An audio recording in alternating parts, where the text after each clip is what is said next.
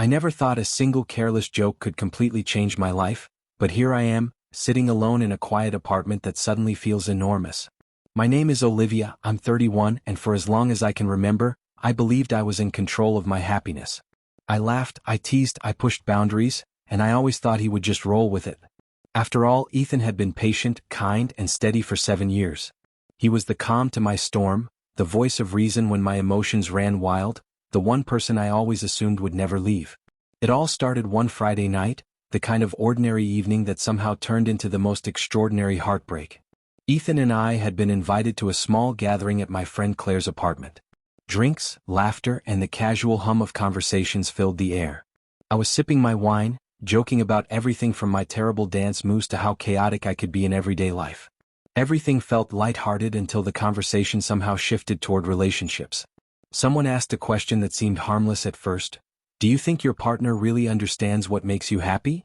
Without thinking, I laughed and said, honestly? Sometimes I think I'd be happier without him. The words slipped out like a joke, a sarcastic quip meant to get a laugh, but the moment they left my mouth I froze. Ethan had just walked into the room and I caught the flicker in his eyes. I laughed nervously, trying to brush it off, nudging my friends to redirect the topic. I told myself he'd get over it, he always did. That was Ethan. The man who never lost his temper, who tolerated my teasing and my impulsive jokes, who always forgave me before I even realized I'd crossed a line.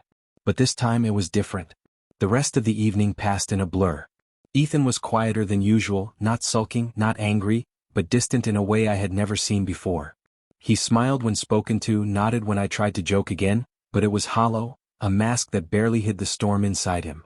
I should have noticed, I should have stopped, but I was too wrapped up in the light-hearted chaos of the night to pay attention. When we finally left, the car ride was suffocating in its silence. I tried to break it, throwing out small comments, asking if he was okay, laughing about trivial things to ease the tension. But he barely responded. One-word answers, tight-lipped nods, a calm that was too deliberate, too controlled. And then, when we arrived home, he simply stepped out of the car without a word, leaving me to shuffle into the apartment alone, wine glass in hand, laughing awkwardly at what I thought was nothing. The next morning, I expected an apology. Maybe a shrug, a joking acknowledgement of my careless words, something to bring us back to normal. But Ethan didn't move toward normal. He didn't sit at the breakfast table with his usual easygoing smile. Instead, he looked at me across the counter, calm, almost impossibly calm, and said, Olivia, I don't think this is working anymore. I laughed. I couldn't help it. I thought he was joking or maybe testing me. Surely, after 7 years, after everything we'd been through, he wouldn't leave me over a joke. But the look in his eyes told me otherwise. It's not just the joke, he said, his voice measured, each word cutting through the quiet like glass.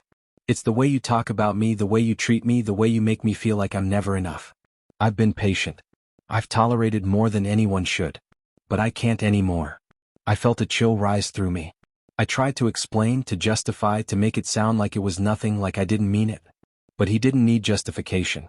He didn't need me to beg. He simply needed to act. And with that he left. Days turned into weeks and Ethan didn't come back. My texts went unanswered, my calls ignored. Even when I went by his office, the receptionist politely told me he had left early. I realized then that my careless words weren't just words. They were the tipping point, the final straw that broke something I thought was unbreakable. Sitting in our quiet apartment, scrolling through old photos of us, I finally understood what alone really felt like.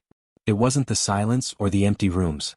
It was the absence of someone who had once been the center of your world, the missing warmth of shared mornings, the laughter now replaced by echoes of what used to be. And for the first time, I understood the gravity of my actions. The joke that had seemed harmless at a party had been a glimpse into a pattern I had ignored for years. I had treated him like my presence was optional, like his patience was infinite, like he would always forgive, always return. I had been wrong. And now I was learning, slowly, painfully, that happiness without him wasn't a joke, it was a void.